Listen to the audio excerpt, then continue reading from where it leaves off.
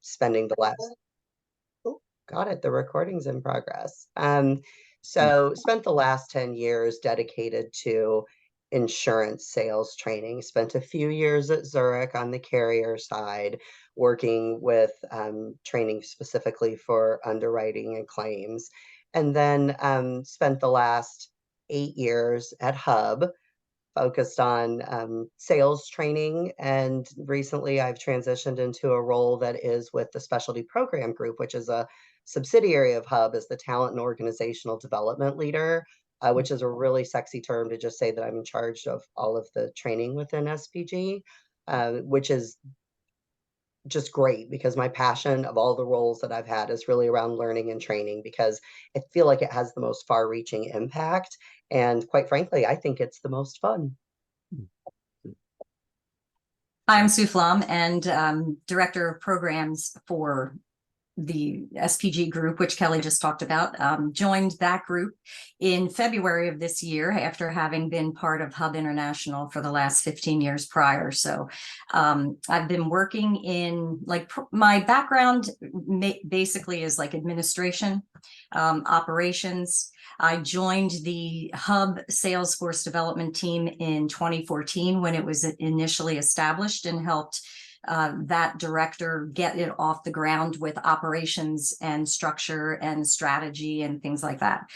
Moved into working with our specialty practice group, where I got to know Craig very well, as he's the CSO of the construction practice. So we've been working together a lot on education that way.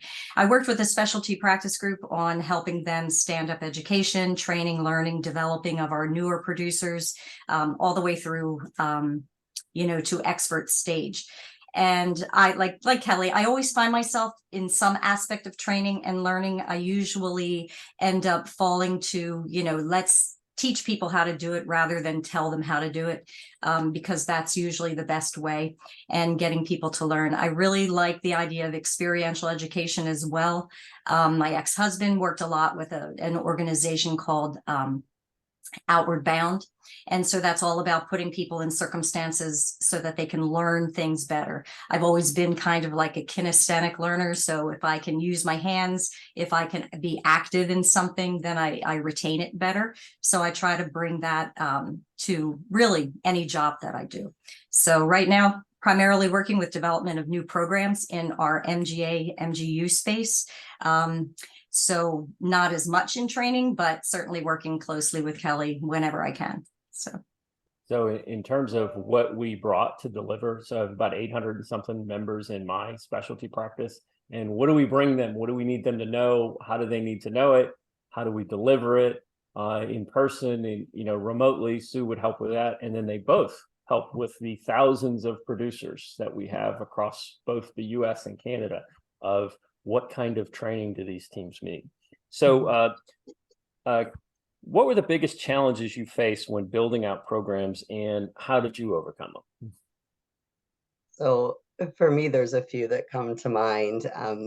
And what I always think of is, like, it always comes down to one of the major constraints, right? Time, money, and quality. And it's really a challenge to be able to have all three that you're looking for enough of, right? So what I found is that it's usually, how do you get to that quality? How do you get to number three? Because more times than not, your constraints or your challenges are usually around time and money. It's very easy for people to sacrifice budget. It's very easy for people to put a really tight timeline on there, but they're always going to expect the quality. So I found that the most important aspect is to always start with the end in mind. You're gonna have a quality program or a quality training or event if you meet what the defined objectives are. So when a project starts to go off the rails or you start to lose time or money, you can point back to those objectives. Now, you have to start by asking that question. The first question that I like to ask people when there's any kind of training request is, what do you want your people to get out of the time that they're investing? And if I can later use this to keep the wheels on and ensure that the quality is there. Because if you deliver on what people are expecting, you're delivering quality. I think sometimes people get caught up in all the bells and whistles, the fancy posters and the swag and the tech and all that. I agree those are nice to have, but if you meet the objective, you're hitting quality. So I'm going to offer up, Craig, if it's okay, a couple examples of how that kind of works in action. The best example is my most recent work with the specialty program group. So SPG is a combination of MGA wholesalers, underwriters, specialty retailers. It's a total of 23 businesses, 6 different sales models, roles all across the board, servicing claims, sales, underwriting, you name it. And they came to me asking for a learning strategy. And I remember having a few sleepless nights after I started looking at all the moving parts, wondering how do I ever deliver a quality learning strategy and what do I do with all these different pieces and parts. And so when I did the needs assessment, I took my own medicine. I just stopped and I asked every business lead, what is the training priority? What do you want people to get out of training? You have a dedicated training resource. What is it that you want out of the training time? And what I was found with that one simple question, what are your objectives? What do you want to get out of this? That there were common themes, there were common skills there, even though the roles may vary a little, there were definitely themes that emerged. And I was able to then take those responses and turn it into something that is scalable and strategic, but still tailored to all the different businesses. So sometimes one simple question will get you there. You didn't want to have And like go 3 ahead. separate individual projects at the same time? Because I think you just started this, what, in the past year. So you wanted to figure out how to combine them, some commonalities between them. That's right. That's right. I started it about 4 months ago, almost to the day. And the first couple weeks, I seriously lost sleep when I started really understanding all the different businesses. So you go back to the basics, right? What do you want people to get out of training time? And yeah, we were able to find like 4 key roles and a handful of common skills to get us there. Yeah. Um, So is there I think you might have mentioned, was there a story, like a crisis story or a favorite crisis story that you had mentioned when we were talking before? We're planning. Promised. Yeah, I promised myself going into this I wasn't going to tell war stories, but yeah, let's go because it goes along the same lines of getting back That's to the more fun. basics. Yeah. Um, I remember a time Sue Flom and I were on the same team. It was a 5-day training event, and just days before the event was scheduled, and of course I was traveling for a different event. One of our featured guests, who was scheduled to host the majority of one of the days, was pulled out with no substitute. So basically, I had a 6-hour gaping hole. And I didn't know how to fill it. So same thing. What was the objective? What did we want people to get out of that time with that person? I can't completely replace that person, but if I go back to the objectives as a guidepost, I was able to pull together relevant material, relevant demos, and people could get out of that time what they were expecting to get out of it. Which also reminds me that there's how you overcome the challenges, and there's also a little bit around mitigation of challenges based on some of those war stories. I was able to go back to the objective. I was able to fill that day effectively. I learned also how important it can be to have a bag of goodies, if you will, things that you can recall activities, notes around discussions that maybe you can have and go a little deeper in case you do need to fill time. Because one of the biggest challenges when you're doing some of those events is the guest speaker that doesn't show. Or my personal favorite is the guest speaker that's scheduled to speak for an hour and is done in 10 minutes. And then you're, yeah. Hey, everybody, it's time for a 45-minute break. Especially if it's CE, that's my favorite. Yeah, CE, yeah. of course. So yeah, I keep a lot of the it's an easy Google search, but a lot of recall activities, notes around discussions you can have to kind of mitigate some of those challenges. So what I heard, what I took away from what you said was, you wrote down the objectives and you kept them in a place. You probably met with that leader a couple times to say, make it very clear. And when something went wrong, you went right back to that. And that Mhm. was the key to actually delivering something quality, was that Mhm. you had something to go back to as a base. Hey, this Yeah. is where we all started. This is what we all agreed on. If I can get that done, all the other stuff doesn't matter as much. That's right. That's exactly right. And sometimes you don't even get a chance to talk to people. Sometimes people think you can just like come up with it through a bunch of emails. So, okay, if that's the way we have to play for whatever reason, then if I can ask you one question in email, what do you want out of the time? What's your objectives? Yeah. Now, Sue, I think you did a lot of remote training. Yes. You dealt with a lot of challenges like that. Do you have some a story or a challenge that relates to that? Sure. I mean, everybody here probably on the call experienced what happened when we went through COVID and how we had to pivot dramatically. So we lost a lot of that interaction and that kind of natural flow that happens when you have an in-person training. I mean, even if we look at this screen, it's like a quarter of the people perhaps have their cameras on. Others have great photos, so you can pretend that they're live, looking at them, trying to make eye contact.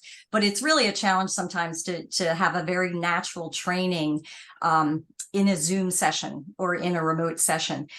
We tried not to, camera shame people, because for various reasons, people don't have their cameras on, and that's perfectly fine.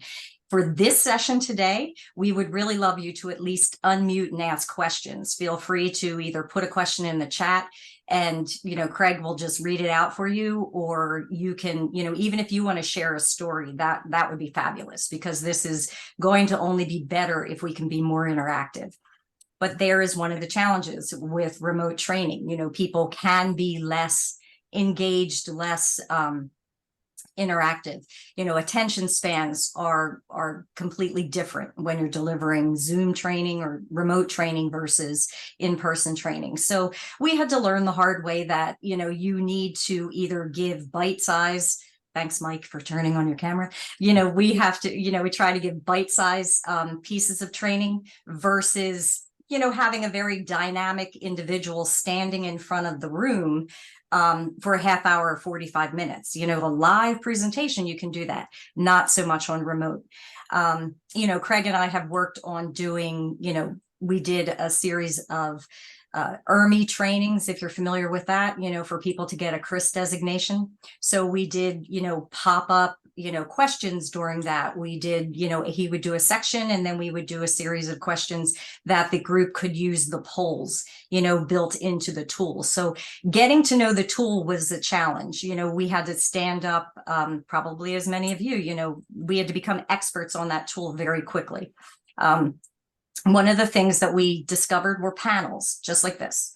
If Kelley were speaking the entire time or I were speaking the entire time, no matter how dynamic we think we are, we probably wouldn't keep everybody's attention. So panels became really one of the kind of hidden gems that we discovered. People were very, responded very well when we surveyed after our sessions.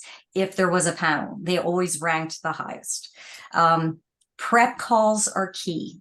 So we were we were just chatting too for half of it, but we were on this call a half hour before we started the session. I was laggy. I might still be a little bit laggy, but that reminded me, turn off everything else, like shut down my email, shut down my other applications that I had. We learned this the hard way. Again, people were not used to that. You had people whose tech would crash. You were expecting them to be a presenter. We had one story where we used to deliver town halls, and these were more informational for the specialty practices. So we had a series of maybe 5 speakers on those town halls, and they would each get a section. This was for the entire hub community. So we had hundreds of people join these, and they were Zoom webinars. So very structured, very controlled. And we would run these prep calls, usually 2 or 3, just to make sure that first the content was what we wanted them to deliver, and then also their tech. So I noticed on the last call that one of the presenters, his tech was really bad. He kept, glitching in and out, or was completely laggy or would freeze. That's always fun when your primary speaker freezes and everybody's like, are you there? And then they drop. So I said to him, hey, your tech is really laggy. Make sure you have nothing else on your computer, but also make sure nobody else in your house is on the Wi-Fi if you're using Wi-Fi, because everybody's working remotely. So he said, okay. So the day of the session, you can imagine we're all going through, everything is flowing very well. And he's just about to speak and he drops off the call. So fortunately we had the prep calls and our CSO was prepared. So he just filled in for this gentleman's, portion of the call. Later, we did a debrief call. He joined, later, but it was after his section was already passed in the agenda. So we held on to the call a little bit later after everybody left. And he said that he had told his wife, please don't go on the Wi-Fi. I need to, don't go on your computer. I'm going to be presenting, have to make sure everything's good. So she didn't go on her computer, but just right before he was about to present, she decided to do some online shopping on her iPad. She didn't realize that would be an issue. So that's what booted him off, his wife doing online shopping. So you always have to be careful, especially if your speaker is going to be working from home. They may think that I don't have the ring light. I don't have the high-tech camera. So I'm a little bit more fuzzy. I kind of like it because it doesn't show wrinkles that way. But the other people, if you want them to be your speaker, you have to make sure that the tech is working fine. So those are a few of the tips there. I don't know if anybody else had, like on the call, wants to unmute about a horror story with tech and remote and that type of thing. I see some chat that I can certainly share. We have Mike, who has 2 Wi-Fi services at his house, just to make sure he's connected. We got Jen, who has a backup battery just in case the power goes out. And in terms of delivery, I see a lot of people have answered that most of us are still 100% virtual or 90%, even if 75% is we're still delivering that content virtually, even if 5 years ago we were 100% in person. Now we're all 100%, 75% or more virtual. And I know my role, I didn't do a whole lot of virtual. I certainly didn't have cameras and ring lights, but I do more virtual than anything else. The people who control the budgets realized it's a lot cheaper, than airfare or other things. So it's pretty important to do that. So one of the things that we did as a company, and I know both of you were involved in this, was particularly if we had a lot of remote speakers, there's only one-way interaction. We do not, in this particular one, it's more informational. And particularly if we expected 2,000 people to show up, which we did have some webinars where we had several thousand people signed up, is we opted to record some of those and to live stream them so that we knew that the tech would work and we knew that it would be live and we got through all of our speaker issues. But if we didn't have an interactive and we had lots of people just to work through that, sometimes it was the day before, sometimes it was just hours before, but taping some of those and then live streaming them was a way to solve our tech issues. Because we had some webinars completely drop in the middle because we lost our main speaker and we had 2,000 people on the line. And that was not exciting as a company. That was not exciting at all. So we had let's go on to another question. And how do you approach training development under time constraints or other constraints, whatever constraint you can think of? So for me, and I don't know if Kelley, you can jump in with other things that you might have done as well, but with primarily working with the specialty practices, I leveraged my experts, that you can spend a great deal of time doing research. I mean, Kelley had even said just a minute ago about, prep and being, in her new role with SPG, she realized that there were a lot of moving parts. So she went around and she did her needs assessment and she talked to the people who were doing the job. Even having that initial conversation, even though if you're under a time constraint, it feels like, ooh, I don't want to do this. I think I can put something together. Take the time to have that conversation with your experts, because the people who are going to be sitting in your classroom probably know the subject matter better than you do. You know how to deliver it, you know how to be a trainer, but they might have been doing it for 30 plus years. So insurance professionals, just like any niche industry, love to hear their peers talk. They want to hear the people who are doing it and doing it well, because they're the ones who are sitting in the seat that they're now sitting in. I know junior producers want to hear from Hub Sharp producers, which is our top of the line guys. They're the ones that are being successful. I might be a good trainer, but if I'm not a good sales professional, I sometimes can lack credibility to the audience. So leveraging the experts is a huge part of what I did. But you also have to keep in mind that just because they're great salespeople, they may not be great presenters. Yeah. Sometimes they like to run off on tangents. Sometimes they like to tell their own stories, and you need to make sure that their stories align with the points that you're trying to get across. Nothing is worse than having somebody stand up in front of the room and totally just blow out of the water everything that you laid up, that you intended to bring to the group. So, you have to take that time, you have to prep them. One of the things, again, panels are huge in this, and also interviews. Having an interview where you can guide that conversation, you can bring it back around to what you want them to say, is so much better. Especially, if you're recording it and you can edit it, there you go. But if you're not doing that, definitely you need that prep time to keep them on track. So here you certainly need to leverage the experts, but you got to guide them. And I know something that we've talked about quite a bit is stop, and particularly if it's an informational, educational piece, is really taking the time to make sure they don't make it a sales pitch, and emphasize the brochure parts of their business, or if they have to, that it's a small part and that we're bringing value to the group instead of just a 30-minute, 1-hour commercial. No. So cool. So how do you keep participants engaged in training? That we talked a little bit about this, but do you have some other points that you want to focus on? Yeah, Sue, if you're all right, I'll take this. I point back to the whole idea of adult learning and having adults already know things, right? And so it's a matter of having them build on something that they already know to learn something new. We're teaching insurance or sales or claims or whatever it is we're teaching. We're not teaching rocket science.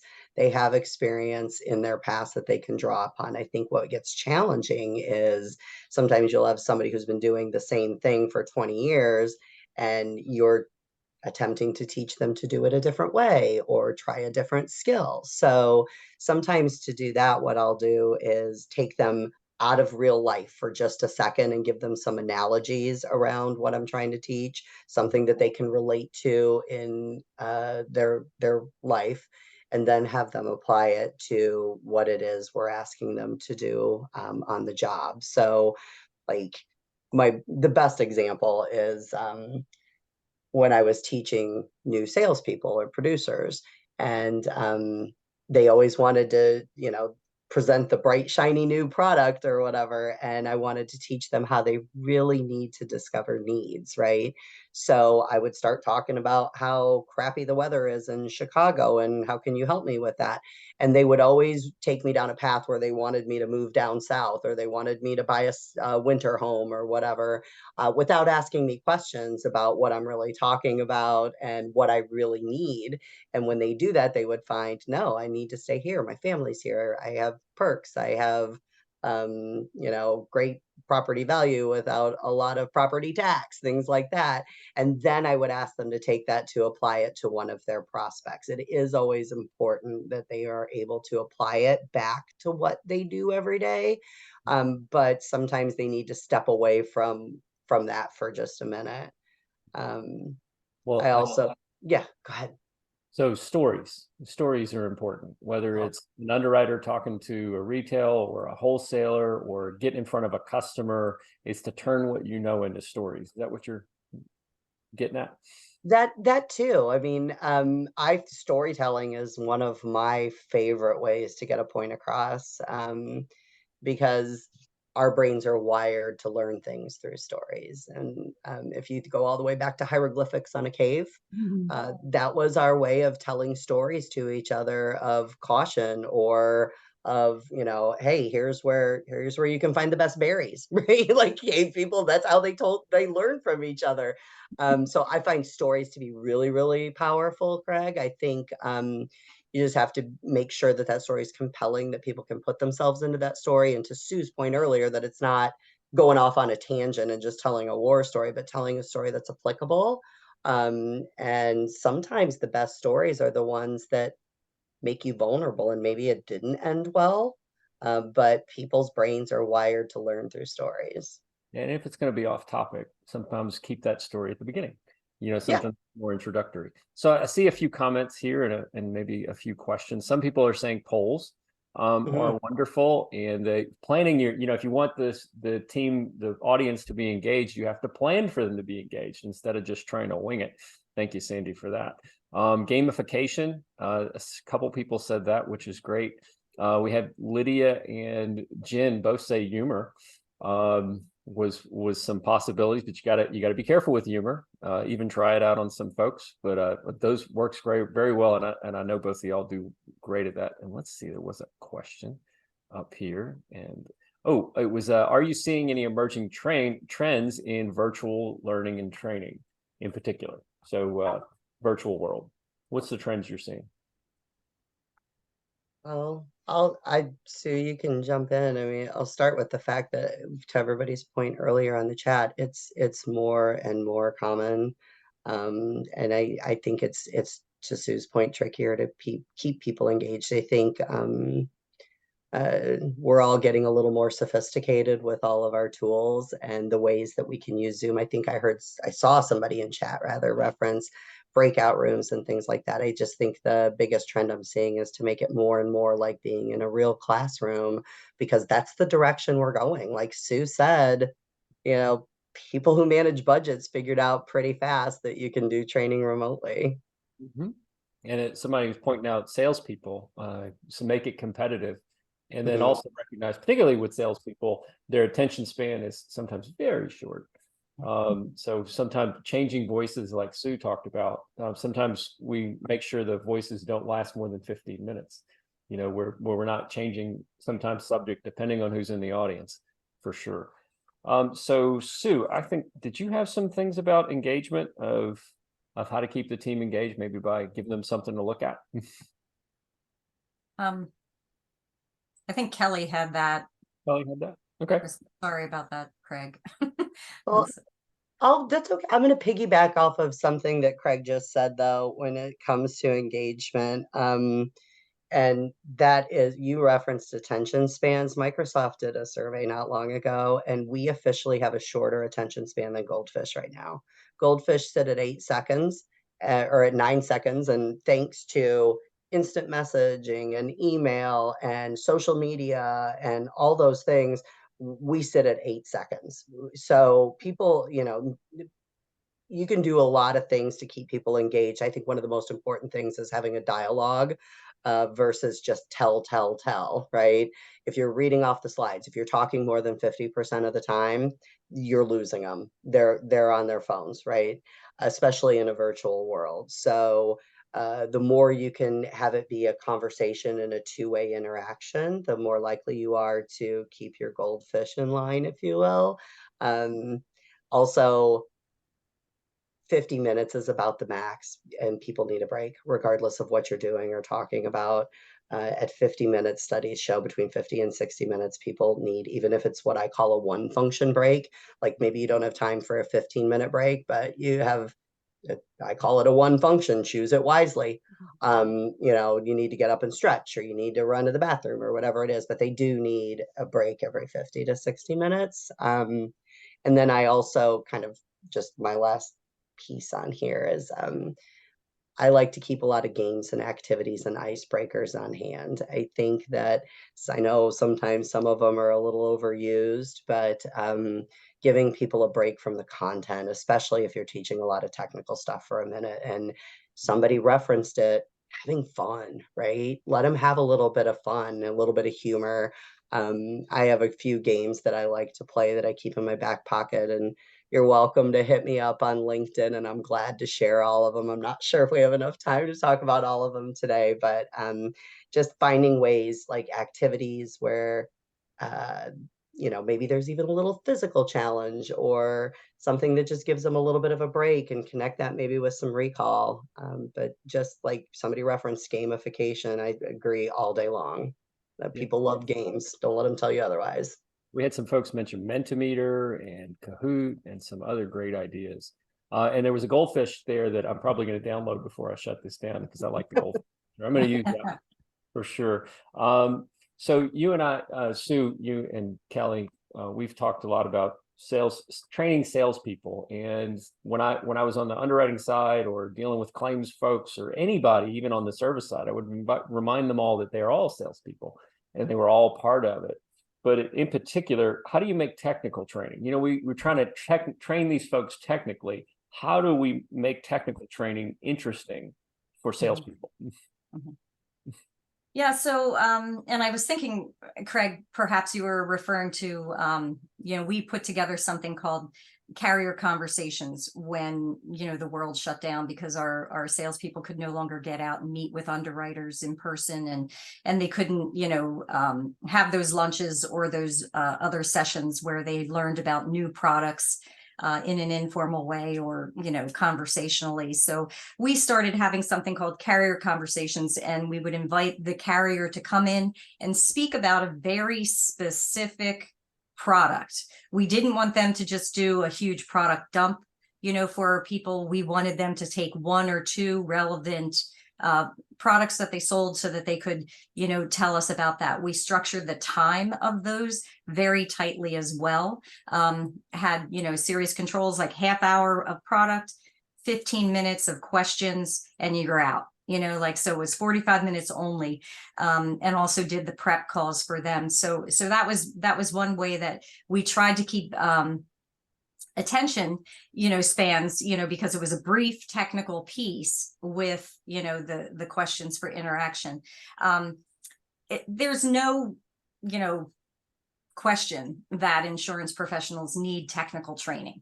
We both, Kelley and I, were part of the sales training team, and there were differences of opinion sometimes where it was like, well, we just need to train them on the sales techniques, then they can sell anything.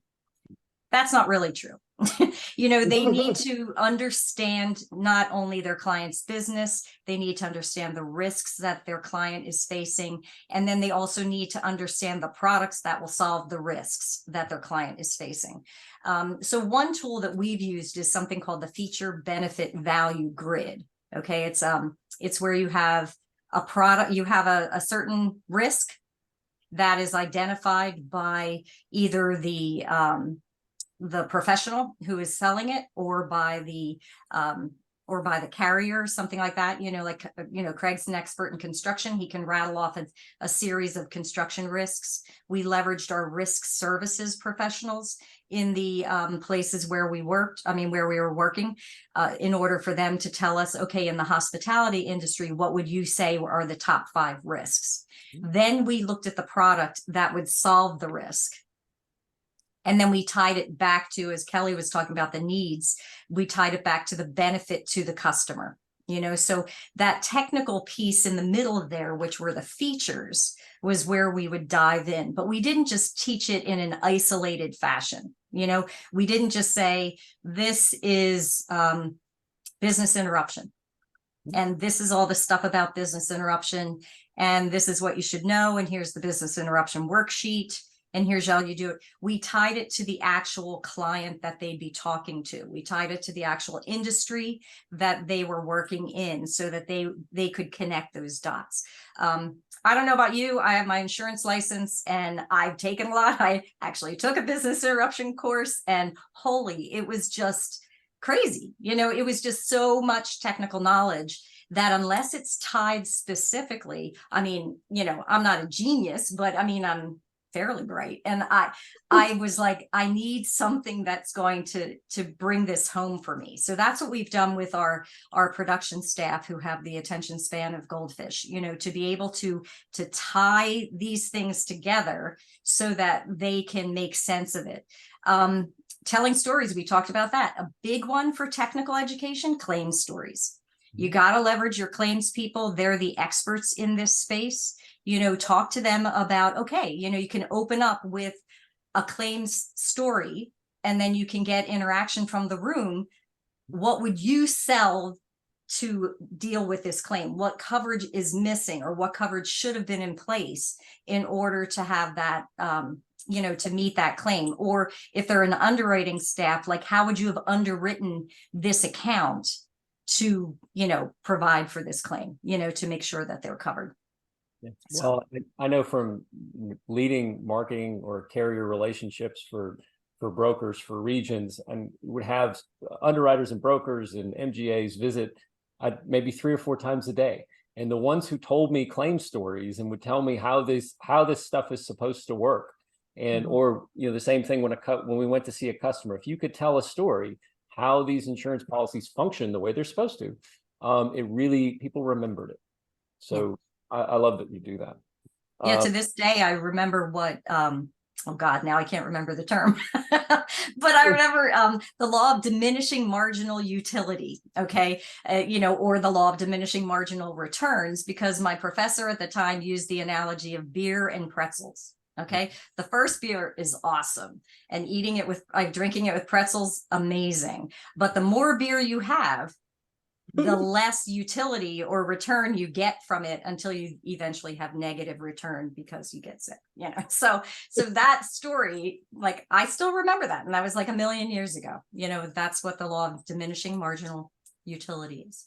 So we turned the tables at one point, and we put Sue through. Sue had to sit through, I think it was 15 2 or 3 hour sessions with me as the teacher, so she could earn a certification. So she would turn around and remind me to tell stories, because I was boring her as one of my students. Well, I needed, you know, so.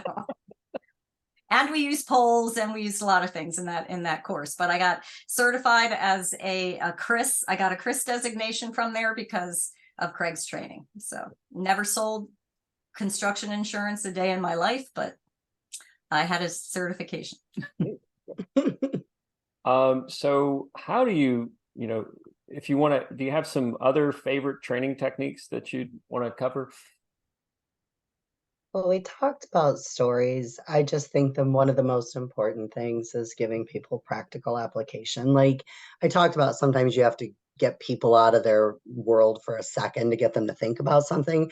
But at the end of the day, they're never going to use it if they don't if you haven't gone through the practical application piece. So I like to follow a rule. And even when I'm doing rapid development or just doing a gut check on any training I've developed, can I answer what, so what, and now what? I've also heard people reference it as the think, feel, do. What do I need people to know or think? How do I want them to feel about it? I want them to feel compelled to try this or to do this or to apply this. And then at the end, give them some kind of practical application to something that they have going on in their world. Because if you give them that and they see that, or they're going to go back and apply it right away, then it's more likely to stick. Sorry, I got a little frog in my throat. So I know one of the things that you had emphasized to me is give people something to look at. Something we're violating right now is some slides, something to look at in general, instead of just your face. So sometimes it's good to give people someplace to put their eyeballs, a placeholder, something to read while you're doing it. But I just remembered that's something we didn't do right now. We're just looking at each other. Interesting. So I think you mentioned we're going to hopefully have some questions from the audience, but you mentioned some awards and we talked about some things. So how do you develop award-winning training? You'll have some tips and tricks on that. I'll take this, and then I'd love to hear from everybody else, because I'm seeing a lot of really good stuff in the chat, including, by the way, yes, sometimes slides are overused. There's a balance. But when it comes to developing award-winning training, I found you don't necessarily need all the bells and whistles. I've done it on a shoestring budget. Sue and I worked on a couple of them together at Hub. And what it comes down to is I talked about the objectives. What do you want people to get out of it? But go one level higher. What does the business want to get out of that training? What is the business looking to accomplish when they have sanctioned or requested this training? They're looking to move the needle somewhere, right? Are they looking for more revenue? Are they looking for, in management training, looking to reduce attrition? Are they looking for better engagement scores? Are they, what are the metrics? And I know it's really tough to put a true ROI on training because there's so many factors, but if you can point to not only the objective, like I was talking about earlier, but what is the business objective that supports?